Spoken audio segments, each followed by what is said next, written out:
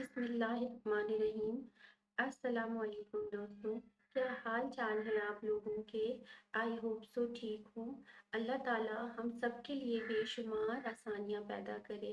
اور آج ہم جو ناول پڑھ رہے ہیں اس کا نام ہے جدا ہوئے کچھ اس طرح بائے منال علی، اور یہ ایک لانگ ناول ہے۔ تو آئیے بڑھتے ہیں ناول کی جانب۔ دسمبر کی سرد رات تھی۔ اسلام آباد میں اس وقت رات کے 10 بج رہے تھے۔ سردی اتنی تھی کہ سڑکیں بالکل سنسان تھی۔ خاموشی ایسی کہ پتوں کے ہلنے کی بھی آواز صاف صاف سنائی دے۔ ایسے میں کسی کی سفید رنگ کی مہران تیزی سے لمبے روڈ پر سفر کر رہی تھی۔ سڑک ایک دم سنسان، ٹھنڈی ہوا کے جھونکے گھنے درختوں سے ٹکرا کر ماحول میں عجیب سی مختلف قسم کی آوازیں پیدا کر رہے تھے۔ گاڑی میں موجود یہ نیا شادی شدہ جوڑا اپنی باتوں میں مگن گاڑی میں سفر کر رہا تھا کہ ڈرائیونگ سیٹ پر بیٹھے لڑکے نے اچانک گاڑی کو جھٹکے سے بریک لگائی۔ برابر میں بیٹھی لڑکی نے چونک کر اس لڑکے کو دیکھا۔ وہ لڑکا سامنے سڑک کو دیکھ رہا تھا۔ اس کی بیوی نے بھی اس کی نظروں کا تعاقب کیا۔ اس کی بیوی نے جو منظر دیکھا تو اس کی آنکھیں پھٹی کی پھٹی رہ گئی۔ ایک ننھا سا وجود سڑک پر بے سہارا پڑا ہوا تھا۔ کپڑے کے نام پر صرف اس کو ایک میلی سی چادر میں لپیٹا ہوا تھا۔ آدمی نے تیزی سے اپنی گاڑی کا شیشہ نیچے کیا تو ان دونوں کے کانوں میں اس بچے کی رونے کی آواز ٹکرائی۔ ان دونوں نے بیک وقت ایک دوسرے کو پریشانی کے عالم میں دیکھا۔ ہمیں باہر جا کر دیکھنا چاہیے کہ یہ کس کا بچہ ہے جو اتنی رات میں اتنی سردی میں یوں سڑک پر تنہا پڑا ہے۔ وہ دونوں تیزی سے گاڑی سے باہر نکلے۔ لڑکی تیزی سے بھاگتی ہوئی اس ننھے سے وجود تک آئی۔ جیسے جیسے فاصلہ کم ہوتا جا رہا تھا، اس بچے کی رونے کی آواز اس کے کان میں ہتھوڑوں کی طرح برس رہی تھی۔ لڑکی نے تیزی سے جھک کر اس بچے کو اپنی گود میں اٹھایا۔ بچہ ایک میلی سی موٹی نیلے رنگ کی چادر میں لپٹا ہوا تھا۔ اس بچے کے جسم کو دیکھ کر ایسا لگتا تھا کہ یہ بچہ ابھی چند ہفتوں پہلے ہی پیدا ہوا ہے۔ وہ لڑکی تیزی سے اس بچے کو لے کر گاڑی کی طرف دوڑی۔ اس سے ڈر تھا کہ کہیں یہ بچہ اس قدر سردی سے مر نہ جائے۔ شاید کوئی بچے کو رکھ کر ابھی ابھی یہاں سے بھاگ گیا تھا، ورنہ یہ بچہ اتنی سردی نہ برداشت کر پاتا اور مر جاتا۔ لڑکا تیزی سے آگے کی طرف بھاگا اور ارد گرد کا جائزہ لینے لگا کہ شاید کہیں کوئی شخص نظر آ جائے جو اس بچے کو یہاں چھوڑ کر بھاگا ہو، مگر افسوس کہ سنسان اندھیری سڑک پر کوئی نہ تھا۔ اگر گاڑی کی لائٹ نہ چل رہی ہوتی تو وہ بچہ شاید گاڑی کے نیچے آ کر اب تک مر چکا ہوتا۔ اس آدمی نے بے حد افسوس سے سوچا تھا۔ وہ لڑکا اپنی گاڑی میں آ کر واپس بیٹھا تو اس کی بیوی اس بچے کو اپنی گرم شال میں اچھی طرح سے لپیٹ چکی تھی۔ وہ بچہ اب گرمائش میں تھا۔ لڑکی روتے ہوئے اس بچے کے دونوں گال چومتے ہوئے کہہ رہی تھی، حمزہ، ہم اسے اپنے ساتھ لے جاتے ہیں، ہم اسے یہاں نہیں چھوڑ سکتے۔ ہاں نور، تم بالکل ٹھیک کہہ رہی ہو، لیکن ہم اسے اپنے پاس کتنی دن رکھ سکتے ہیں؟ 4 دن کے بعد ہمیں واپس جانا ہے۔ ہم تو یہاں صرف اپنے ہنی مون پر آئے تھے۔ لڑکے نے اپنی بیوی سے کہا، کوئی بات نہیں حمزہ، ہم ایک دو دن تو اسے اپنے پاس رکھ سکتے ہیں۔ پھر پولیس میں رپورٹ کروا کر اس کو کراچی لے جائیں گے اور وہاں کسی فلاحی یتیم ادارے میں دے دیں گے جہاں پر یہ بچے پلتے ہوں۔ لیکن ابھی اس وقت میں اسے تنہا ہرگز نہیں چھوڑ سکتی۔ خدا جانے کس بغیرت نے یہ حرکت کی ہے کہ اس ننھے سے بچے کو یوں سڑک کے بیچوں بیچ چھوڑ دیا ہے کہ گاڑی کے نیچے آ کر مر جائے۔ نہ جانے لوگ ایسا کیوں کرتے ہیں کہ جب ان کا عشق ختم ہو جاتا ہے تو یہ اپنے ناجائز بچے کو سڑکوں پر چھوڑ کر کیوں بھاگ جاتے ہیں؟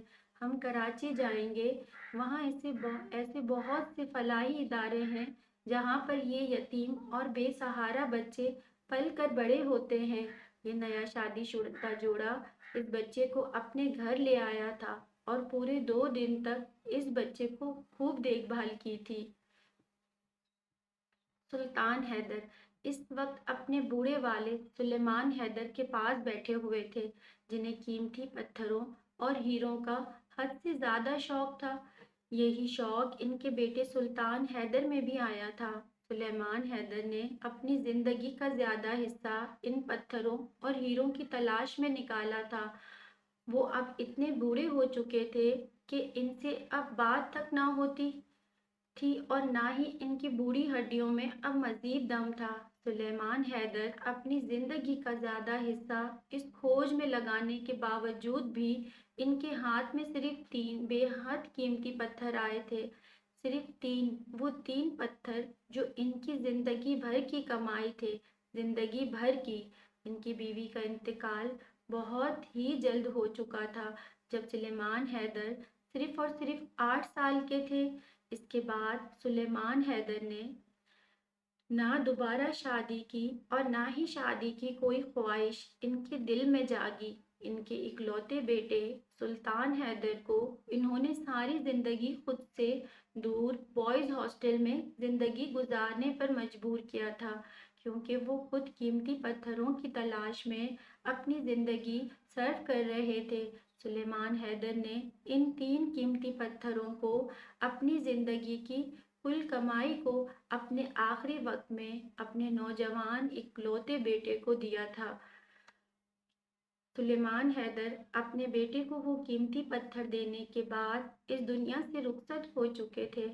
سلطان حیدر کے پاس اس وقت 3 قیمتی پتھر تھے: بینوٹیوڈ جو نیلے رنگ کا تھا، ماسگوریٹو جو جامنی رنگ کا تھا، سیرن بیبائٹ جو کالے رنگ کا تھا۔ در حقیقت یہ صرف پتھر نہیں بلکہ سلیمان حیدر کی زندگی کی کمائی تھی جو انہوں نے اپنے اکلوتے بیٹے سلطان حیدر کو سونپ دی تھی۔ والد کی وفات کے چند مہینوں کے گزر جانے کے بعد سلطان حیدر بھی اپنے باپ کی طرح ہی اسی راہ پہ نکل پڑے تھے جس راہ پر سلیمان حیدر نے اپنی زندگی گزاری تھی اور اپنا وقت ان قیمتی پتھروں کو حاصل کرنے میں صرف کیا تھا۔ سلیمان حیدر کی طرح سلطان بھی اپنے ساتھیوں کے ساتھ ساتھ دنیا کے مختلف کونوں کانوں، غاروں، دریاؤں، پہاڑوں کے قریب ان کی تلاش میں سالوں کے لیے نکل چکے تھے۔ سلطان حیدر اس وقت بالکل نوجوانی کی سیڑھی پر تھے۔ سلطان حیدر کی دلچسپی بھی ان کے باپ کی طرح پتھروں اور ہیروں میں حد سے زیادہ بڑھ گئی۔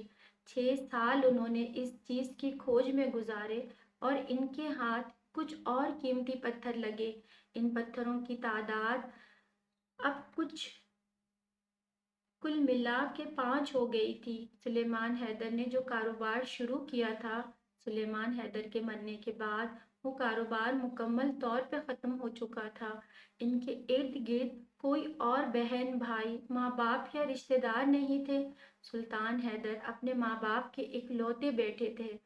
وہ اب خود بھی اپنے باپ کی طرح دنیا کے مختلف کونوں میں قیمتی پتھروں کی کھوج شروع کرنے کے لیے نکل پڑے تھے اور ان کا یہ سفر نہ جانے دنیا کے کس کونے میں اور عمر کے کس حصے میں ختم ہونا تھا۔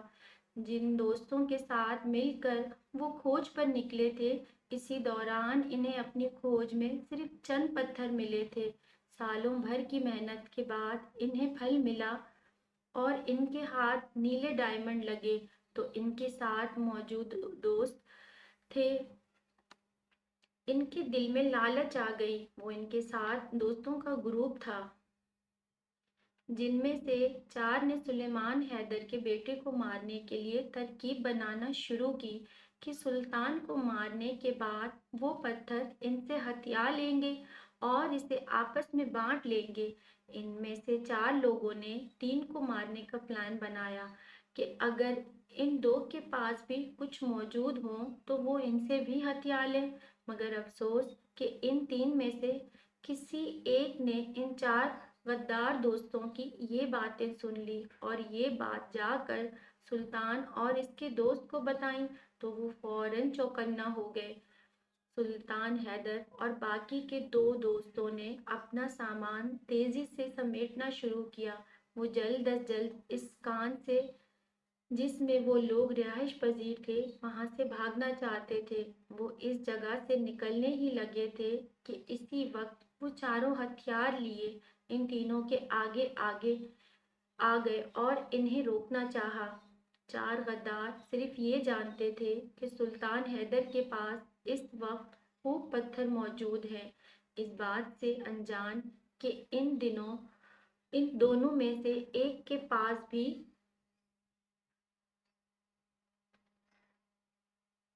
ان چاروں نے ان تینوں لوگوں پر حملہ کر دیا اور حملے کے دوران پہلی ہی دفعہ میں ایک آدمی اپنی جان سے ہاتھ دھو بیٹھا۔ سلطان حیدر نے ان کی دوست مولیا میں خوف کی لہر دوڑ گئی۔ وہ دونوں اپنی جان بچانے کے غرض سے تیزی سے باہر کی طرف بھاگے۔ باہر بھاگنے کے دوران چار دوستوں میں سے ایک کے سر پر غار کا بھاری پتھر گرا اور اسی وقت وہ دم توڑ گیا۔ ان چار میں سے اب تین لوگ تھے جو ان دو لوگوں کی جان لینا چاہتے تھے۔ رات کا وقت تھا، بارش باہر بہت تیزی سے برس رہی تھی اور اندر موجود لوگ ایک دوسرے کی جان لینے کے در پہ تھے۔ سات میں سے دو لوگ اپنی جان کی بازی ہار گئے تھے۔ مولیا کے گلے پر کسی نے چھری رکھی تو مولیا نے تیزی سے اپنے جوتے کے اندر موجود چاقو نکالا اور اپنے غدار دوست کی گردن میں گھسا دیا۔ وہ شخص اسی وقت مر گیا۔ مولیا اور سلطان حیدر تیزی سے باہر کی طرف بھاگے۔ بڑے بڑے پتھروں کے بیچ وہ لوگ چھپ گئے تھے۔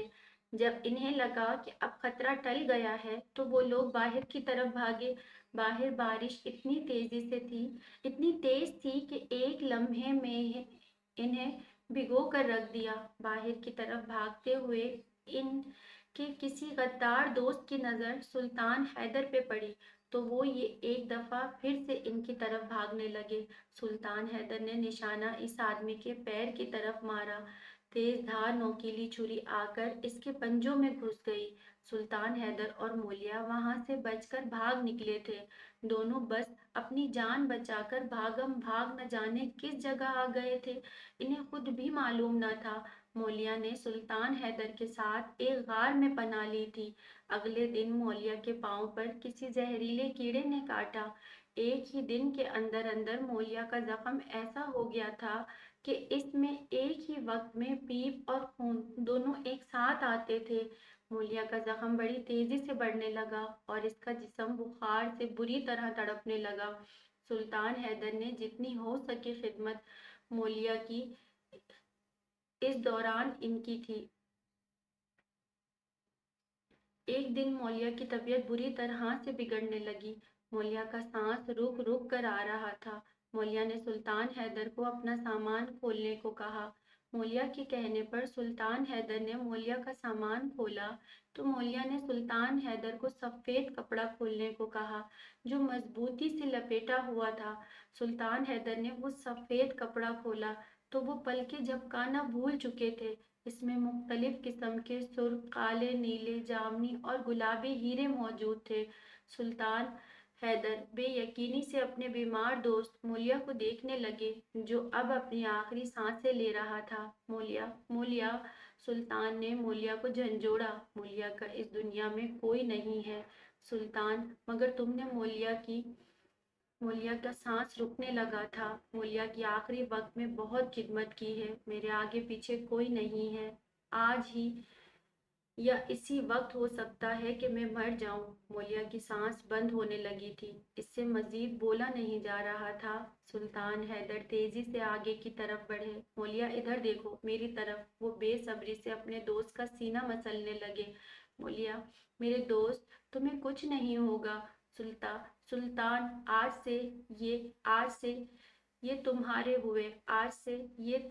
ہوئے۔ سلطان، مولیا اپنے الفاظ پورے نہ کر پایا اور اس کی آنکھیں ایک جگہ ٹھہر گئیں، گردن ایک طرف لڑک گئی، اس کا سانس بند ہو گیا اور مولیا ہمیشہ ہمیشہ کے لیے دنیا چھوڑ کر چلا گیا۔ سلطان حیدر صرف مولیا کی کھلی آنکھوں کو دیکھتے رہ گئے۔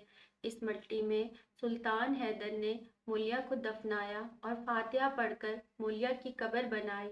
سلطان حیدر کو مولیا کی موت کے بعد اب اس جگہ سے خوف محسوس ہونے لگا تھا۔ انہیں اپنی جان پیاری تھی۔ جیسے تیسے کر کے بہت مشکل اٹھانے کے بعد آخر کار وہ سمندر کے کنارے تک پہنچ گئے تھے۔ سلطان حیدر نے مولیا کی موت کے بعد قسم کھائی کہ وہ اب کبھی اس کوشش پر دوبارہ نہ نکلیں گے۔ وہ پاکستان نہیں گئے تھے، بلکہ وہ پہلے سری لنکا اور پھر بنگلہ دیش گئے تھے۔ چند مہینے وہاں رہنے کے بعد انہوں نے پاکستان واپس جانے کا فیصلہ کیا۔ وہ چند مہینوں بعد بنگلہ دیش سے پاکستان آ گئے۔ کراچی میں اس وقت فجر کا وقت ہو رہا تھا۔ ہر طرف فجر کی اذان کی آواز گونج رہی تھی۔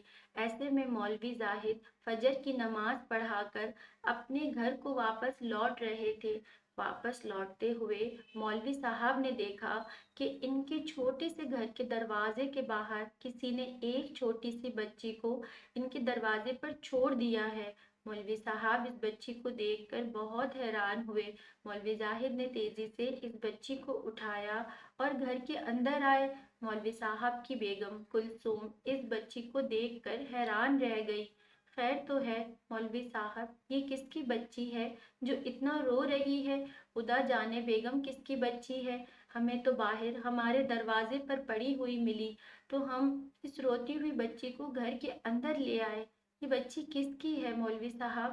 مولوی صاحب کی بیوی نے ان سے سوال کیا۔ خدا جانے یہ بچی کس کی ہے۔ مولوی زاہد نے تقریباً ایک ہفتہ اس بچی کو اپنے گھر رکھا تھا۔ اس کے بعد کراچی کے کسی فلاحی ادارے میں اسے داخل کروا دیا تھا۔ مولوی زاہد خود ایک غریب آدمی تھے اور ان کی اپنی 4 بیٹیاں تھیں۔ 2 کمروں کا گھر تھا۔ پہلے ہی گزارا اس قدر مشکل تھا کہ اس بچی کے آنے سے مزید مشکلات اور پریشانی کا سامنا ہوتا۔ وہ پہلے ہی اپنی 4 بچیوں کو پالنے میں نڈھال ہو رہے تھے۔ 5ویں بیٹی کی ذمہ داری وہ مزید نہیں اٹھا سکتے تھے۔ یہی وجہ تھی کہ مولوی صاحب اور ان کی بیگم کلثوم نے اس بے سہارا بچی کو کسی فلاحی ادارے میں داخل کروا دیا۔ نہ جانے یہ 2 بد نصیب لاوارث بچے کون تھے۔ وہ بچے جو بھی تھے، ان کی داستان اب شروع ہونی تھی۔ عمر اور زینب کی داستان۔ راحت صاحبہ نے کھلونوں سے بھری ہوئی 2 ٹوکریاں لا کر کمرے میں رکھیں۔ یہ کمرہ فلاحی ادارے میں موجود لڑکوں کا کمرہ تھا۔ کھلونوں سے بھری ٹوکریاں جیسے ہی راحت صاحب نے لا کر کمرے میں رکھیں، تمام یتیم بچے تیزی سے دوڑتے ہوئے ان مختلف کھلونوں سے بھری ہوئی ٹوکریوں کی طرف ٹوٹ پڑے۔ ہر بچے نے اپنی پسند کا کھلونا اپنے ہاتھ میں لے لیا اور خود سے ہی طے کیا کہ یہ اب ان کی ملکیت ہے۔ یہ لڑکوں کا کمرہ تھا تو لہٰذا یہاں پر تمام کھلونے لڑکوں والے ہی تھے۔ چند ایسے کھلونے تھے جو لڑکوں کے زیر استعمال نہ تھے۔ تمام لڑکوں نے اپنے من پسند کھلونے، گنز، تلوار، اسپرے مین، اسپائڈر مین جیسے کھلونے، سپر مین، اسپائڈر مین جیسے کھلونے اٹھا لیے تھے۔ صرف ایک معصوم سا کم عمر سا بچہ تھا، عمر، جس نے لڑکیوں کے کھلونے اٹھائے تھے۔ اس میں ایک گڑیا اور اس ایک گڑیا کے 4 برتن تھے۔ اے عمر، موٹے سے گڈو نے عمر کو زور سے آواز لگائی۔ ارے عمر یار، تم نے ہمیشہ کی طرح آج بھی لڑکیوں والے کھلونے ہی کیوں اٹھائے ہیں؟ میری تو سمجھ میں نہیں آتا۔ لو، تم ہمارے کھلونوں سے کھیل لو۔ عمر اس موٹے سے گڈو کی بات پر آہستہ سے مسکرایا اور سر ہلا کر اس کی بات کا جواب دیے بغیر پوری رفتار سے لڑکیوں کے کمرے کی طرف دوڑ لگا دی۔ تیزی سے دوڑ لگا کر اس نے 5 کمرے کراس کیے تھے۔ 6واں کمرہ لڑکیوں کا کمرہ تھا۔ کمرے کا دروازہ اس وقت پورا کھلا ہوا تھا اور کمرے میں مختلف لڑکیاں ٹولوں کی صورت میں بیٹھی ہوئی ایک دوسرے سے باتیں کرتے ہوئے ایک دوسروں کے ساتھ کھیل رہی تھیں۔ عمر کو وہ کونے میں بیٹھی ہوئی نظر آئی۔ عمر تیزی سے اس کی طرف دوڑا جو اپنی دوست کے ساتھ مل کر اپنی گڑیا کے कपड़े तब्दील कर रही थी। ज़ैनब फूले गालों वाली बच्ची ने ज़रा गर्दन मोड़कर इस बच्चे को देखा जो इस वक्त नीले रंग की टी शर्ट में मलबूस था। देखो उमर, हमने अपनी गुड़िया के नए कपड़े बनाए हैं। ज़ैनब इसे देखकर फौरन बोली, तुम मेरे साथ आओ, मुझे तुम्हें कुछ दिखाना है। ज़ैनब उठकर उमर के साथ चलने लगी। उमर ने अपनी टी शर्ट के अंदर से सामान निकालकर अपने हाथ के पीछे कर लिया। तुम्हारे हाथ में क्या है उमर? सोचो सोचो, उमर ने मासूमियत से कहा। मुझे पता है तुम्हारे हाथ में क्या है। आज संडे है। संडे वाले दिन हम सबको खिलौने मिलते हैं और मैं जानती हूँ कि तुम्हारे हाथ में इस वक्त मेरे लिए खिलौने हैं, यानी एक गुड़िया। ज़ैनब ने नरम मुस्कुराहट के साथ इसे देखते हुए बताया। यार ज़ैनब, तुम हर वक्त कैसे पहचान जाती हो? वो थोड़ा सा बदमज़ा हुआ था, क्योंकि मुझे पता है तुम हमेशा से मेरे लिए खिलौने लाते हो। ज़ैनब उमर के हाथों से वो तमाम खिलौने ले चुकी थी। उमर अपनी जेबों में से कुछ मज़ीद खिलौने निकाल कर ज़ैनब को थमा रहा था। तुम्हें पता है ज़ैनब, मैं तुम्हारे लिए क्यों लाता हूँ? हाँ, मुझे पता है तुम मेरे लिए क्यों लाते हो। अच्छा चलो, अगर तुम इतनी स्मार्ट बनती हो तो फिर मुझे बताओ। ओहो उमर, ज़ैनब ने अपना सर हाथ पे मारा। वेरी सिंपल, हम दोनों एक दूसरे के बेस्ट फ्रेंड हैं इस वजह से। और तुम जानती हो कि संडे वाले दिन सारे ही अच्छे अच्छे खिलौने सब बच्चे ले लेते हैं, मगर लड़कों वाले खिलौनों में कोई भी लड़का डॉल से नहीं खेलता, इसलिए तुम डॉल मेरे लिए रख लेते हो। सिंपल। तुम बहुत स्मार्ट होती जा रही हो। उमर ने जैसे ज़ैनब को सराहा। अगले हफ्ते मेरी सालगिरह है, तो तुम मुझे क्या दोगी? ज़ैनब बाहर चलते चलते उमर ने ज़ैनब से पूछा। मैं तुम्हें तुम्हारी फेवरेट सुपर हीरो वाली टी शर्ट दूंगी। किसी औरत ने अगले हफ्ते बहुत सारे छोटे बच्चों के कपड़े भेजे थे। इसमें एक शर्ट सुपरमैन की भी थी। ज़ैनब ने वो शर्ट सबसे पहले उठाई। ज़ैनब ने वो शर्ट सबसे पहले उठाई थी। मैंने तुम्हारे लिए तुम्हारी फेवरेट सुपर हीरो वाली शर्ट उठाई थी, लेकिन मैं तुम्हें इसका नाम नहीं बताऊंगी। मैं तुम्हें सरप्राइज दूंगी। अच्छा चलो, अब मैं चलती हूँ, सुबह स्कूल में मिलते हैं। ओके। उमर की बात पर ज़ैनब ने भागते भागते जवाब दिया। वक्त की सुइयां बड़ी तेजी से घूम रही थी। छोटी सी ज़ैनब और उमर अब आहिस्ता आहिस्ता बड़े हो रहे थे।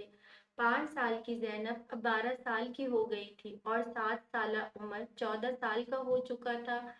ज़ैनब अब 7 क्लास में थी और उमर अब 9 क्लास का तालिबे इल्म था।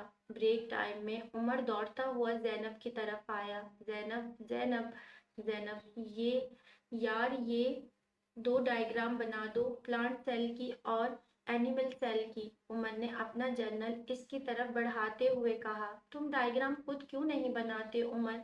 ज़ैनब ने इसके हाथ से जर्नल और वर्कबुक लेते हुए पूछा। क्योंकि तुम्हारी ड्राइंग मुझसे बहुत ज़्यादा अच्छी है, इसीलिए। और मैं चाहता हूँ कि तुम्हारी ड्राइंग और अच्छी हो जाए, इसलिए। और यही वजह है कि मैं तुम्हें अपनी हर डायग्राम बनाने के लिए देता हूँ। उमर ने बड़े मज़े से कहा। और शायद ज़ैनब तुम भूल रही हो, तुमने मुझे कहा था कि तुम मेरा प्रैक्टिकल जर्नल बनाने में मेरी मदद करोगी। क्या तुम अपना वादा भूल चुकी हो? वो जरा झुककर इसे देखते हुए कह रहा था। ज़ैनब ने चौंक कर उमर को देखा। कौन सा वादा? और मैंने कब कहा कि मैं प्रैक्टिकल जर्नल बनाने में तुम्हारी मदद करूंगी? हद है वैसे, झूठे की तुम कितने झूठे होते जा रहे हो। उमर ज़ैनब ने उमर ज़ैनब ने इसे देखते हुए बुरा सा मुंह बनाया। उमर इसकी बात पर मज़े से हंसा था। अच्छा, ये लाजमी लास्ट पीरियड से पहले पहले बना देना। सर फुरकान, इनका लास्ट पीरियड होगा तो ये लाजमी चेक करेंगे। एंड यू नो वॉट, वो कितने खड़ूस हैं। ज़ैनब ने अपना लंच उठाकर एक साइड पर रखा। पहले लंच कर लो ज़ैनब। उमर ने ज़ैनब को लंच रखते हुए देखा तो फौरन से कहने लगा। لیکن تمہیں یہ لاسٹ پیریڈ سے پہلے چاہیے، زینب نے جیسے عمر کو یاد دلایا۔ ہاں وہ تو ٹھیک ہے، لیکن پہلے تم اپنا لنچ کر لو، بریک ختم ہو جائے گی تو پھر نہیں کر پاؤ گی۔ بریک ختم ہو جانے کے بعد میری کلاس اسٹارٹ ہو جائے گی تو پھر ٹائم نہیں ہوگا میرے پاس، پھر تمہیں ہی ڈانٹ پڑے گی سر سے۔ مجھے ڈانٹ پڑتی ہے تو پڑھنے دو، لیکن تم پہلے اپنا لنچ کرو، اس کے بعد اگر تمہیں ٹائم ملے تو بنا دینا، سمپل۔ عمر نہیں چاہتا تھا کہ وہ اس کی وجہ سے اپنا لنچ چھوڑے۔ عمر کا جرنل اور بک سائیڈ میں رکھ کر وہ لنچ کرنے لگی۔ عمر مڑ کر جانے لگا، پھر ایک لمحے کے لیے رکا۔ عمر بات سنو۔ زینب کیا؟ عمر نے کہا کچھ نہیں، بس یوں ہی۔ زینب نے کہا پاگل۔ عمر اس کی بات پر کھلکھلا کر ہنسا تھا، جبکہ زینب آہستہ سے مسکرائی تھی۔ جیسے جیسے الخدمت فاؤنڈیشن میں رہائش پذیر بچے بڑے ہو رہے تھے، الخدمت فاؤنڈیشن نے لڑکے اور لڑکیوں دونوں کو رہنے کی جگہ اور عمارتیں علیحدہ علیحدہ کر دی تھی۔ الخدمت فاؤنڈیشن نے ان یتیم اور بے سہارا بچوں کے لیے 2 عمارتیں بنائی تھیں، جس میں ایک عمارت میں لڑکے اور دوسری عمارت میں بالغ ہونے کے بعد لڑکیاں رہتی تھیں۔ الٹے ہاتھ والی عمارت جو لڑکوں کی تھی وہ 3 منزلہ تھی، سامنے والی عمارت 4 منزلہ تھی۔ دونوں عمارتیں آمنے سامنے تھیں، مگر کچھ فاصلے پر۔ الخدمت فاؤنڈیشن کے رہائش پذیر تمام بچے الخدمت فاؤنڈیشن پبلک اسکول میں پڑھتے تھے۔ یہ اسکول انگلش میڈیم تھا، جو یتیم اور بے سہارا بچوں کے لیے ایک بہت ہی بہترین ادارہ تھا۔ یہ ادارہ کچھ سخی لوگوں کی مدد سے چلتا تھا۔ دیگر ملکوں سے ملنے والی فری فنڈز اس ادارے کو چلاتے تھے۔ انگلش میڈیم ہونے کی وجہ سے اسکول کو ایجوکیشن تھا، جہاں پر تعلیم اور تربیت کی ہر اشیاء موجود تھی۔ اسکول کی چھٹی ہونے کے بعد الخدمت فاؤنڈیشن پبلک اسکول میں بچوں کے مدرسے اور ٹیوشن پڑھانے کا بھی انتظام تھا۔ اس ادارے میں ایسے بے شمار بچے شامل تھے جنہیں لوگ کچرے کے ڈھیر میں روڈ پر مسجد کے باہر رکھ کر چھوڑ جاتے تھے اور یہ ادارہ انہیں سہارا دیتا تھا۔ گھڑی کی سوئیاں تیزی سے تبدیل ہو رہی تھیں۔ عمر کے اسکول کا آخری سال تھا۔ زینب 8ویں کلاس کی طالب علم تھی۔ ہمیشہ کی طرح ایک بار پھر عمر نے اسے تصویر بنانے کے لیے دی تھی۔ زینب نے عمر کا جرنل کھولا تو اس میں بک کے ساتھ ساتھ ایک خط بھی موجود تھا۔ زینب نے جب یہ خط دیکھا تو ایک لمحے کے لیے اس کے صفحے بدلتا ہوا ہاتھ ہوا میں ہی رک گیا۔ اس کے چہرے پر ہلکی سی مسکراہٹ کے ساتھ کچھ خوف کا عنصر بھی تھا۔ زینب نے بڑی رازداری سے اس کا خط کھولا تھا۔ میری بیسٹ فرینڈ کو ہیپی برتھ ڈے، تمہارا بیسٹ فرینڈ عمر۔ زینب کا چہرہ گلابی ہو گیا۔ اسکول ختم ہونے کے بعد مجھ سے ملنا، تمہارا گفٹ تمہیں دینا ہے، لیکن برتھ ڈے کیک بھی ساتھ لانا، ورنہ آنے کی کوئی ضرورت نہیں۔ خط کے آخری میں اس نے ایک فنی سا ایموجی بنایا ہوا تھا۔ زینب نے اس کا دیا ہوا مختصر خط سنبھال کر اپنی جیب میں رکھا، ایسے جیسے اس سے زیادہ قیمتی کوئی اور چیز ہو ہی نہ اس کے لیے۔ اسکول کی چھٹی کے بعد عمر اسے اسی جگہ ملا جہاں وہ دونوں اکثر ملا کرتے تھے، اسکول کی پچھلی سائیڈ۔ عمر اپنی پینٹ کی جیبوں میں ہاتھ ڈالے دیوار سے ٹیک لگا کر اس کا انتظار کرتے ہوئے ادھر ادھر دیکھ رہا تھا کہ دور سے آتی ہوئی زینب پر اس کی نظر پڑی تو وہ فوراً سیدھا ہوا، ہاتھ بالوں پر اچھی طرح سے پھیرا جیسے وہ اپنے بال سیٹ کر رہا ہو۔ زینب فاصلہ کم کرتی ہوئی اس کے پاس آ گئی۔ ہیپی برتھ ڈے زینب، وہ اسے دیکھتے کے ساتھ فوراً سے کہنے لگا۔ شکریہ، میرا کیک، وہ مسکراہٹ دبا کر کہہ رہا تھا۔ ہاں لائی ہوں، زیادہ بھوکے مت بنو۔ اپنے بیگ میں سے ایک کپ کیک نکال کر عمر کی طرف بڑھایا۔ چلو اب دو میرا برتھ ڈے گفٹ۔ زینب نے ہاتھ بڑھایا تو عمر نے اس کے ہاتھ پر ایک چھوٹا سا باکس رکھا۔ کھولو اسے، عمر نے زینب سے کہا تو زینب نے تیزی سے وہ باکس کھولا۔ اس باکس میں سلور رنگ کی پیاری سی بالیاں تھیں۔ وہ بالیاں درمیانے سائز کی تھیں۔ اسی سائز کی اور ایسی رنگ کی بالیاں زینب نے بھی اپنے کانوں میں پہنی ہوئی تھی۔ تم اب یہ والی بالیاں اتار دو، یہ کافی پرانی ہو چکی ہیں، ان کی چمک بھی کھو گئی ہے۔ تم اس کی جگہ یہ والی بالیاں پہن لو، اگر تم انہیں پہنو گی تو مجھے بہت اچھا لگے گا۔ وہ اپنے بالوں پر ہاتھ پھیرتے ہوئے थोड़ा सा शर्माते हुए बड़ी सादगी से इसे कह रहा था। ज़ैनब एक लम्हे के लिए कुछ न बोल पाई। अगले ही लम्हे ज़ैनब ने महसूस किया कि इसके कान की लो गर्म हो रही है। इसके चेहरे पर हया की लाली थी। उमर ने बड़ी दिलचस्पी से इसे देखा था। तुम कुछ बोल क्यों नहीं रहे?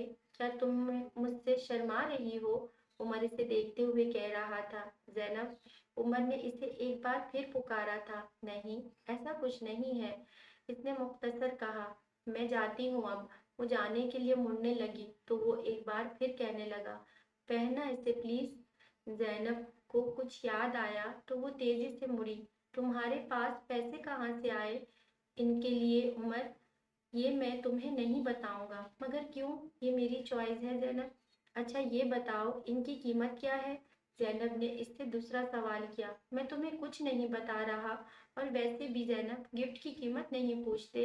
मैं जानती हूँ उमर, लेकिन ये मुझे महंगी लग रही है, इसलिए तुम मुझे बताओ तुम्हारे पास पैसे कहाँ से आए? ज़ैनब की सुई वहीं अटकी थी। तुम्हें अब जाना चाहिए, देर हो रही होगी, यानी तुम मुझे नहीं बता रहे? नहीं। वो गुस्से से तप कर जाने लगी तो उमर ने पीछे से इसे पुकारा, बात सुनो। क्या? कुछ नहीं, बस यूं ही। पागल। उमर हमेशा की तरह दिल खोल कर हंसा था। अल खिदमत फाउंडेशन में इस वक्त 18 जोड़ों की इज्तिमाई शादी हो रही थी। हर तरफ खुशी का समा था। इज्तिमाई शादी के जोड़े अपनी अपनी तैयारियों में मसरूफ थे। 18 बालिग जोड़े आज अल खिदमत सेंटर से हमेशा हमेशा के लिए रुखसत होने वाले थे और यहाँ से निकलकर अपनी एक नई जिंदगी की शुरुआत करने जा रहे थे। यहाँ मौजूद जब बच्चे इस काबिल हो जाते, बालिग हो जाते, तो इनकी कम उम्र में शादी कर दी जाती थी। अल खिदमत फाउंडेशन यतीम सेंटर के जो मालिक थे वो बैरून मुल्क से ताल्लुक़ रखते थे। ये एक ऐसा इदारा था जो मुख्तलिफ मुल्कों के लोग मिलकर चलाते थे। कोई अमेरिका से था तो कोई ऑस्ट्रेलिया से, कोई बरतानिया से। मुख्तलिफ लोग इस इदारे को सपोर्ट करते जो पाकिस्तान के शहर हैदराबाद में वाक़ था। 18 लड़कियां दुल्हन के जोड़ों में मरबूस थी। अल खिदमत फाउंडेशन सेंटर 18 से 20 साल की उम्र में लड़कियों की शादियां करा देता था। इसकी एक बड़ी वजह यतीम बच्चों की गिनती में तेजी से इजाफा होना था। ये बच्चे यहाँ रहते, पढ़ते लिखते, तालीम हासिल करते और जब इस काबिल हो जाते तो अल खिदमत फाउंडेशन इनकी इज्तिमाई शादियाँ करके इन्हें रुखसत कर देता था। अल खिदमत फाउंडेशन यतीम सेंटर को बड़ी खूबसूरती से सजाया हुआ था। निकाह की तकरीब जिस हॉल में थी वो सबसे निचले हिस्से में वाक़ था। निकाह की तकरीब से पहले लड़कियों के जहेज का सामान, जो अब थोड़ा बहुत रह गया था, ट्रक में भरकर जा रहा था। ऐसे में हर कोई काम में मसरूफ था। अल खिदमत फाउंडेशन में मौजूद तमाम लोग अपने हिस्से के फराइज अंजाम दे रहे थे। ऐसे में ज़ैनब और बाकी लड़कियां हल्का फुल्का सामान उठाकर मोमिन साहब को दे रही थी। मोमिन साहिब इदारे के इज्जतदार आदमी थे। ज़ैनब अपने दोस्तों के साथ मिलकर हल्का फुल्का सामान उठाकर इन्हें देने लगी तो पीछे से उमर आता हुआ दिखाई दिया। इसके हाथ में एक डिनर सेट था। निकाह की तकरीब शुरू होने में कुछ देर थी। सफेद रंग की कमीज शलवार में उमर अच्छा लग रहा था। इसका कद अब मजीद ऊंचा हो गया था। सेहत भी आहिस्ता आहिस्ता और अच्छी होने लगी थी। इसने डिनर सेट ट्रक पर रखा तो ज़ैनब इसे देखकर वापस जाने लगी। एक बात बतानी थी तुम्हें, सुनती जाओ, उमर ने ज़ैनब को देखकर शरारत से कहा। ज़ैनब ने इसे घूर कर देखा क्योंकि इसकी दोस्त इससे थोड़े फासले पर ही खड़ी थी। सुनो तो, काम करो अपना उमर, वो कहकर अपनी दोस्त के साथ आगे बढ़ गई। अल खिदमत फाउंडेशन में इस वक्त खूब चहल पहल हो रही थी। इसमें ज़ैनब मिठाई के डब्बे उठाकर तरतीब से रख रही थी। अच्छी लग रही हो। सफेद रंग की कमीज शलवार में खड़ा उमर सीने पे हाथ बांधे हुए ज़ैनब को देख कर कह रहा था, तुम भी अच्छे लग रहे हो। वो अपने काम में मसरूफ इसे बिना देखे बोली, ये बालियां तुम्हारे ऊपर बहुत सूट कर रही हैं। ज़ैनब ने उमर की दी हुई बालियां पहनी हुई थी। वैसे ज़ैनब, क्या ये इत्तेफाक नहीं है कि तुम्हारे और मेरे कपड़े इस वक्त मैच कर रहे हैं? زینب نے ایک نظر اپنے کپڑوں کو دیکھا۔ اس کے کپڑے بھی سفید رنگ کے تھے، مگر گلے اور آستین اور دامن کے کناروں پہ گولڈن رنگ کی باریک سی کڑھائی ہوئی تھی۔ باقی لباس سادہ تھا۔ بال اچھے باندھے ہیں تم نے، اور یہ پھول بھی اچھے لگ رہے ہیں تمہاری چٹیا میں۔ زینب عمر کی بات پہ مسکرائی تھی۔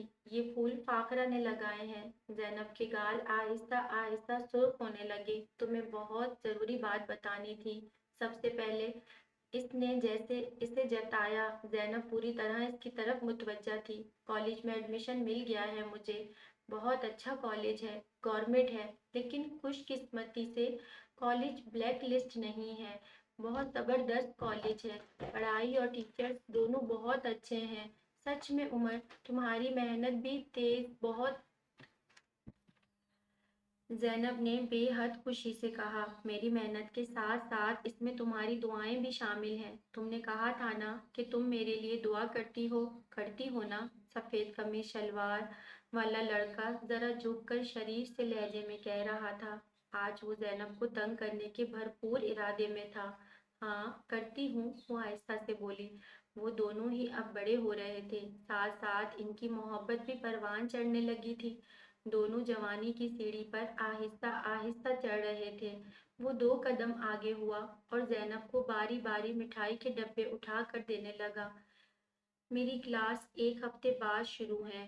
اگر تمہیں کیمسٹری اور بائیولوجی میں میری مدد چاہیے ہو تو مجھے ضرور بتانا۔ عمر اس سے 2 کلاسز آگے تھا، تو زینب اکثر عمر سے مدد لیا کرتی تھی۔ مجھے واقعی بہت اچھا لگتا ہے تمہاری مدد کر کے، عمر اس کی آنکھوں میں دیکھ کر کہہ رہا تھا۔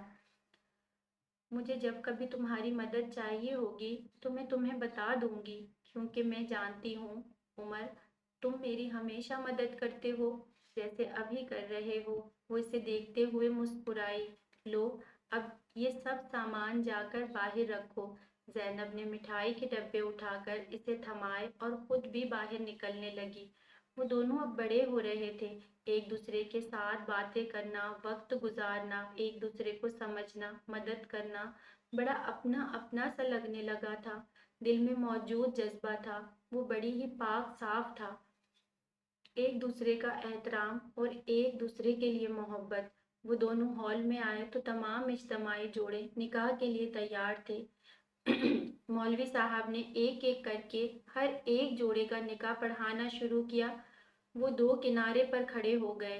عمر نے گردن موڑ کر اپنے برابر میں کھڑی سفید سوٹ والی پیاری سی لڑکی کو دیکھا۔ زینب، ہو سکتا ہے کہ ایک دن، عمر بولتے بولتے رکا تھا۔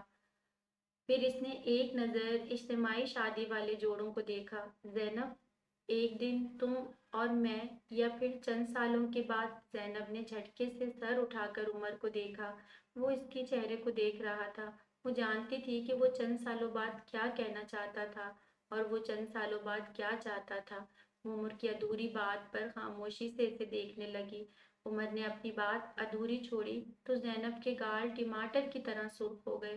زینب اسے دیکھے بغیر وہاں سے تیزی سے کہیں غائب ہو گئی تھی۔ وہ نہیں چاہتی تھی کہ مزید عمر اس سے کچھ اور کہے، اور وہ یہ بھی نہیں چاہتی تھی کہ وہ اس کے چہرے پہ آئے ہوئے مختلف رنگوں کو دیکھ کر اس کا مذاق اڑائے۔ وقت اور حالات تیزی سے تبدیل ہو رہے تھے۔ وقت کی رفتار زندگی کی رفتار سے زیادہ تیز ہو گئی تھی۔ موسم، سال، مہینے تیزی سے بدلنے لگے تھے۔ سردی، گرمی، خزاں، بہار۔ عمر اب 12ویں جماعت کا طالب علم تھا اور زینب میٹرک میں تھی۔ بڑھتی عمر کے ساتھ ساتھ ان کی محبت دن بہ دن بڑھتی جا رہی تھی۔ عمر پڑھائی کے ساتھ ساتھ ایک جگہ اب جاب بھی کر رہا تھا۔ اس کالج سے آنے کے بعد ایک جگہ جاب مل گئی تھی جو فاؤنڈیشن کے قریب ہی تھی۔ فاؤنڈیشن کے قریب ایک بلڈنگ کے کنسٹرکشن کا کام ہو رہا تھا۔ آج سے پہلے عمر نے اتنا مشکل کام کبھی نہیں کیا تھا۔ یہ کام اس کے لیے انتہائی مشکل تھا، مگر وہ ایک اچھا طالب علم ہونے کے ساتھ ساتھ ایک بہت محنتی لڑکا تھا۔ اس کی تعلیمی ریکارڈ اچھا تھا۔ انگریزی میں بات چیت، حساب کتاب وغیرہ وہ بڑے اچھے طریقے سے کر لیتا تھا، لہٰذا بلڈنگ میں کام کرنے والے ملازمین میں وہ سب سے علیحدہ اور عمدہ تھا۔ جو شخص اس بلڈنگ کو بنوا رہا تھا، اس شخص نے عمر کی قابلیت کو بہت جلدی پہچان لیا تھا اور اس نے عمر کو ان تمام مزدوروں کا ہیڈ مقرر کیا تھا۔ وہ خود بھی کام کرتا اور ساتھ ساتھ انہیں بھی دیکھتا تھا۔ پیسے بہت زیادہ نہیں تھے مگر تجربہ ہو رہا تھا اسے محنت کرنے کے پیسے کمانے کا۔ اسے یہاں کام کرتے کرتے 6 مہینے سے زیادہ کا وقت گزر چکا تھا۔ 6 مہینے کے بعد اس کی تنخواہ میں تھوڑا اضافہ ہوا۔ وقت کے ساتھ ساتھ عمر کی خواہشات، ضروریات اور خیالات بڑھتے جا رہے تھے۔ وہ بہت کچھ کرنا چاہتا تھا اور وہ بہت کچھ کر سکتا تھا۔ وہ یہ بات جانتا تھا۔ عمر ابھی صرف 18 سال کا تھا، لیکن اس نے اپنے اور زینب کے لیے بہت کچھ سوچ رکھا تھا۔ وہ بہت کچھ حاصل کرنے کی توانائی اور ہمت رکھنے والا ایک باہمت نوجوان تھا۔ یہی فرق ہوتا ہے ایک امیر اور ایک غریب کے بچے میں۔ غریبوں کے بچے عمر، وقت اور حالات سے پہلے ہی بڑے ہو جاتے ہیں۔ اس نے اپنی مختصر تنخواہ سے پیسے آہستہ آہستہ کر کے جوڑنا شروع کیے۔ ٹیوشن کی فیس دینے کے بعد اس کے جو پیسے بچ جاتے تھے، اسے وہ سنبھال کر رکھتا تھا۔ اسے آج بھی وہ اپنی پہلی کمائی یاد تھی جب اس میں وہ لا کر زینب کو دی تھی، کیونکہ ایک وہی تھی اس کی بیسٹ فرینڈ، ایک وہی تھی جس سے وہ بہت محبت کرتا تھا، ایک وہی تھی جس کے وہ بے حد قریب تھا۔ وہ اکثر کالج سے جلد از جلد نکلنے کی کوشش کرتا تھا تاکہ وہ زینب سے ہمیشہ کی طرح اسکول کے پیچھے مل سکے۔ کالج سے واپسی پر آتے ہوئے اس نے زینب کو اسکول کے پیچھے والے حصے میں آنے کو کہا تھا اور اس نے اپنی تنخواہ کی وہ پہلی کمائی جب زینب کے ہاتھ میں رکھی تھی تو وہ حیران رہ گئی تھی۔ عمر کا قد اس کے قد سے کافی اونچا جانے لگا تھا۔ اس کی آواز میں بہت زیادہ بھاری پن اور روب آ گیا تھا۔ جسم چوڑا اور مضبوط دکھنے لگا تھا۔ وہ وقت کے ساتھ ساتھ بہت سمجھدار ہونے لگا تھا۔ اپنے اونچے قد اور جسامت کی وجہ سے وہ اپنی عمر سے چند سال بڑا ہی لگتا تھا۔ ان ساری خوبیوں کے ساتھ عمر بڑا پرکشش ہوتا جا رہا تھا۔ اس کے چہرے پہ داڑھی کافی اچھی لگتی تھی۔ اس کے کندھے چوڑے اور مضبوط ہو رہے تھے، ہاتھوں میں مضبوطی آ گئی تھی۔ اس کے ہاتھ میں ابھرتی ہوئی رگیں اس کے محنتی ہونے کی گواہی دیتی تھی۔ اس کے الٹے ہاتھ کی تیسری انگلی اس وقت بری طرح سے زخمی ہوئی تھی۔ کنسٹرکشن کے دوران بھاری بھرکم سامان اٹھانے سے اس کے ہاتھ پہلے سے زیادہ سخت ہو گئے تھے۔ عمر، یہ تمہاری انگلی پر کیا ہوا ہے؟ زینب پریشانی سے کہنے لگی۔ کہاں؟ اس نے لاپرواہی سے کہا۔ زینب نے اسے غصے سے دیکھا۔ کیا مطلب کہاں؟ تمہاری انگلی میں اتنا بڑا زخم ہے اور تمہیں پرواہ ہی نہیں؟ تم اتنے بے خبر ہو خود کی ذات سے؟ وہ غصے سے اسے ڈانٹنے لگی۔ یار، یہ چھوٹی موٹی سی چوٹیں خود ہی صحیح ہو جاتی ہیں۔ تم بہت لاپرواہ ہوتے جا رہے ہو عمر، اپنا خیال کیوں نہیں رکھتے؟ کیونکہ تم میرا بڑا خیال رکھنے لگی ہو، چھوٹی سے چھوٹی چوٹ بھی دیکھ لیتی ہو۔ تو مجھے کیا پرواہ کہ میں خود کا خیال رکھوں؟ اس نے ذرا جھک کر شرارت سے کہا۔ پلیز عمر، میں مذاق نہیں کر رہی، میں بھی مذاق نہیں کر رہا، تم اپنا خیال رکھا کرو پلیز، وہ آہستہ سے کہہ رہی تھی۔ اچھا یہ بتاؤ یہ بیگ کب لیا؟ عمر اس کے کندھے پر ٹنگے ہوئے بیگ کو دیکھتے ہوئے کہہ رہا تھا۔ لیا تھوڑی ہے، جو ہمارے لیے سامان آتا ہے اس میں تھا یہ بیگ۔ تم دیکھنا زینب، میں اتنی محنت کروں گا کہ ہمیں کبھی بھی کسی دوسرے کا سامان استعمال کرنے کی ضرورت نہیں پڑے گی۔ میں بہت محنت کروں گا، اتنی محنت کہ ہمیں دوسروں کے نہ کپڑوں کی، نہ جوتوں اور نہ کھلونوں کی ضرورت ہوگی۔ ہمارے پاس ہر چیز اپنی ہوگی۔ میں بہت محنت کروں گا تمہارے لیے، تم دیکھنا آنے والے وقتوں میں تمہیں کوئی تکلیف نہیں ہوگی، میں تم سے وعدہ کرتا ہوں۔ وہ اسے دیکھتے ہوئے نرمی سے کہہ رہا تھا۔ اتنی محبت کب ہوئی تمہیں مجھ سے؟ وہ پوچھے بنا نہ رہ سکی۔ بچپن سے؟ وہ اس کے کان کے قریب اپنی گردن جھکا کر شرارت اور سادگی سے کہنے لگا۔ اس کے لہجے میں مضبوطی اور آواز میں نرمی تھی۔ زینب اس کی بات پر آہستہ سے مسکرائی تھی۔ ہاتھ دو اپنا۔ عمر نے اپنا ہاتھ اس کی طرف بڑھایا۔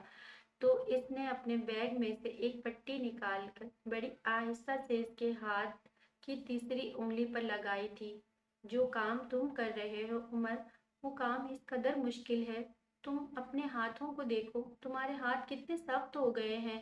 جگہ جگہ نہ جانے کن چیزوں کے نشانات تمہارے ہاتھ پر آ گئے ہیں۔ اس کے ہاتھوں کو دیکھ کر زینب افسوس سے کہنے لگی، یار تم پریشان کیوں ہوتی ہو؟ ایک چیز کے لیے پیسے جمع کر رہا ہوں، پھر خدا حافظ کہہ دوں گا اس کام کو، بس تم پریشان مت ہو۔ کون سی چیز کے لیے پیسے جمع کر رہے ہو جو اتنا مشکل کام تمہیں کرنا پڑ رہا ہے؟ بس ہے نا ایک چیز۔ وقت کی پتنگ تیز ہوا میں اڑتی رہی، یہاں تک کہ پیاری سی زینب 12ویں کلاس میں داخل ہو چکی تھی اور لمبا سا عمر 14ویں کلاس کا طالب علم تھا اور اپنے امتحانات کی تیاری کر رہا تھا۔ اس کے امتحانات کی تیاری مکمل ہونے کے بعد مقررہ وقت پر امتحانات ہوئے تو ایک دفعہ پھر الخدمت فاؤنڈیشن میں اجتماعی شادیوں کا نیا دور شروع ہوا۔ نئے بالغ جوڑے اپنے ایک نئے رشتے میں بندھنے کو تیار تھے۔ عمر نے خاص طور پر پرسنلی مس میری سے بات کی تھی۔ وہ ایک کرسچن خاتون تھی اور ان کے اسکول میں سیکنڈری لیول کو انگلش پڑھاتی تھی۔ مس میری نے اکثر ان دونوں کو ایک ساتھ دیکھا تھا۔ زیادہ دیر نہ گزری تھی کہ مس میری کو یہ بات پتہ چل گئی کہ عمر زینب کو بہت پسند کرتا ہے۔ پسند کیا، وہ تو اسے محبت کرتا ہے، اپنے دل میں اس کے لیے ڈھیر سارے جذبات رکھتا ہے۔ ہمیشہ انگلش کے ایسے میں وہ یہ بات جانتی تھی کہ عمر ہمیشہ زینب کا نام لکھتا ہے، دوسری طرف زینب بھی ہمیشہ عمر کا ہی نام لکھتی تھی۔ ان دونوں کی گہری دوستی تو ہر کسی نے فوراً ہی پہچان لی تھی، مگر محبت جیسا خوبصورت سا جذبہ صرف میری نے پہچانا تھا۔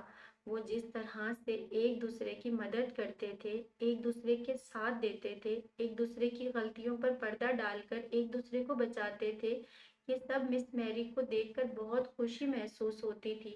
بعض اوقات وہ ان دونوں کا لکھا ہوا ایسے ایک دوسرے پر پڑھ کر خوب ہنستی تھی، جس میں ایک دوسرے کی 1000 سے زیادہ تعریف کی ہوتی، ایسے جیسے ان دونوں کو ایک دوسرے میں کوئی برائی نظر ہی نہ آتی ہو۔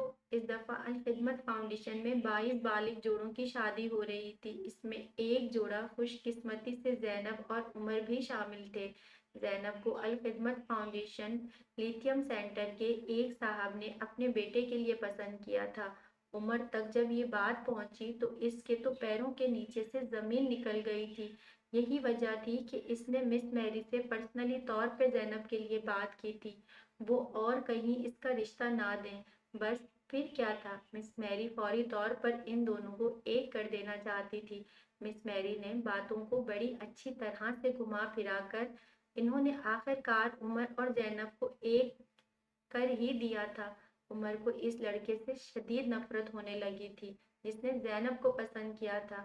ایک دن وہ صاحب جب زینب سے اپنے بیٹے کو ملوانے کے لیے لے آئے تھے تو عمر نے موقع کی تلاش میں اپنا آدھے سے زیادہ وقت فاؤنڈیشن کے باہر کھڑے ہو کر گزارا تھا تاکہ وہ اس لڑکے کو دیکھتا، اس سے ملتا ہوا آ جائے جس نے زینب کو اپنے لیے پسند کیا تھا۔ وہ لڑکا جب فاؤنڈیشن سے باہر آیا تو عمر کی شکل دیکھنے والی تھی۔ اس کے چہرے پر اتنا غصہ اور سختی تھی کہ اگر زینب دیکھ لے تو عمر سے خود ہی ڈر جائے۔ عمر نے موقع کی تلاش پا کر اس کا پیچھا کیا اور جب وہ اسے سنسان گلی میں ملا تو عمر نے اسے زینب کو پسند کرنے کے نتیجے میں اتنا مارا تھا غصے میں کہ اس کے تقریباً 6 ٹانکے آئے تھے۔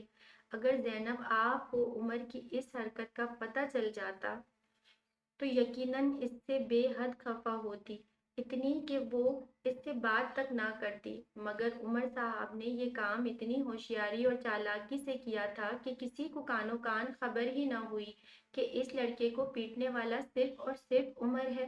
الخدمت فاؤنڈیشن اس دوران شادی کی تیاریوں میں ایک بار پھر سے مصروف ہو چکا تھا۔ اس بار اجتماعی شادی میں 22 بالغ جوڑے شامل تھے، ان میں سے ایک جوڑا عمر اور زینب کا بھی تھا۔ وہ دونوں ہی بے انتہا خوش تھے، ان دونوں کو ان کے بچپن کی محبت آج ملنے والی تھی۔ دونوں کی خوشی کا کوئی ٹھکانہ نہ تھا۔ خدا خدا کر کے ان دونوں کی شادی ہوئی تو ان دونوں کی شادی کے بعد جو باقی جوڑوں کی طرح ان دونوں نے بھی الخدمت فاؤنڈیشن کو چھوڑ دیا۔ وہ دونوں ایک دوسرے کے ساتھ بے حد خوش اور بے حد مطمئن، بے حد سکون میں تھے۔ شادی کے 1 مہینے تک وہ دونوں ایک کمرے کے چھوٹے سے گھر میں رہے تھے جو کرائے کا تھا۔ ایک دن گھر میں داخل ہوتے وقت عمر کا چہرہ خاصی خوش تھا۔ زینب گلی کے بچوں کو ٹیوشن پڑھاتی تھی۔ عمر اب کسی بڑے مال میں ایک بہت مشہور برانڈ کی شاپ پر سیلز مین کے طور پر جاب کرتا تھا۔ حیدرآباد میں ان کا ایک کمرے کا گھر کافی چھوٹا تھا۔ اس چھوٹے سے کمرے میں موجود سامان جو الخدمت فاؤنڈیشن سے ملا تھا بس وہی تھا جو اس ایک کمرے میں رکھا ہوا تھا۔ گھر میں بہت زیادہ سامان موجود نہیں تھا، خاص ضروریات کا سامان بھی نہ تھا۔ فریج، واشنگ مشین، عمر کی مختصر تنخواہ میں گھر کا کرایہ 10,000 سے بھی اوپر تھا۔ پھر اتنی مہنگائی میں گھر کا راشن اور دیگر تمام ضرورت کے بعد چند ہزار جو بچ جاتے، اس میں پورے مہینے کے اخراجات نکالنے ہوتے۔ ان کا گھر بہت چھوٹا تھا اور سہولیات نہ ہونے کے برابر تھی، لیکن خوشیوں میں اور سکون میں کوئی کمی نہیں تھی۔ وہ دونوں بہت غریب تھے مگر ایک ساتھ بے حد خوش تھے، اور شاید خوشیوں کے لیے ہمیں ہر دفعہ پیسوں کی ضرورت نہیں پڑتی۔ بعض اوقات جن جگہوں پر سچی محبت ہوتی ہے وہاں پر لوگ ایک کمرے کے گھر میں بھی گزارا کر لیتے ہیں، جیسے یہ دونوں کر رہے تھے۔ دونوں نے ایک دوسرے سے کبھی بھی کوئی شکایت نہ کی تھی۔ وہ دونوں ایک دوسرے کی نظر میں بہت اچھے، بہت پرفیکٹ تھے۔ عمر اور زینب دونوں بہت خوش تھے، بہت مطمئن تھے، لیکن مہنگائی اور گزارا کرنا کہیں نہ کہیں، کسی نہ کسی جگہ بے حد مشکل تھا۔ گھر کا راشن، بجلی گیس کا بل، دوائی، ایسے بہت سے اخراجات تھے جس سے عمر کو نمٹنا پڑتا۔ گھر میں ایسی کوئی چیز موجود نہیں تھی جس سے گھر کا بل اتنا آئے، لیکن جب مہینے کے آخر میں گھر کے بجلی کا بل آتا تو عمر کی شکل دیکھنے والی ہوتی، لیکن وہ چاہے کتنی بھی مشکل میں ہو، اس نے زینب سے کبھی کوئی میپلائن نہیں کی تھی اور نہ ہی زینب پر کبھی کسی چیز کا غصہ اتارا تھا۔ بعض اوقات مہنگائی، مشکلات اور پریشانیاں محبت بھرے رشتوں کو ایسی بری دیمک کی طرح چاٹ جاتی ہیں کہ یوں معلوم ہوتا ہے کہ جیسے کبھی محبت باقی بچی ہی نہ ہو۔ مہنگائی اور ضروریات انسان کے محبت بھرے رشتوں کو بھی کھا جاتی ہے۔ وہ دونوں بہت چھوٹی سی عمر میں بہت کچھ دیکھ رہے تھے، بہت کچھ سیکھ رہے تھے۔ عمر اپنے ان حالات میں گزارا جیسے جیسے زینب کے سہارے کر رہا تھا۔ زینب کی پڑھائی کی ذمہ داری بھی عمر کے سر پر تھی۔ زینب عمر کے ساتھ ذمہ داریاں بانٹنے کی بھرپور کوشش کرتی تھی، اور اس نے محلے کے بچوں کو ٹیوشن پڑھانا بھی شروع کیا تھا۔ ٹیوشن کی معمولی سی رقم میں صرف چند دن کا ہی فائدہ ہوتا تھا۔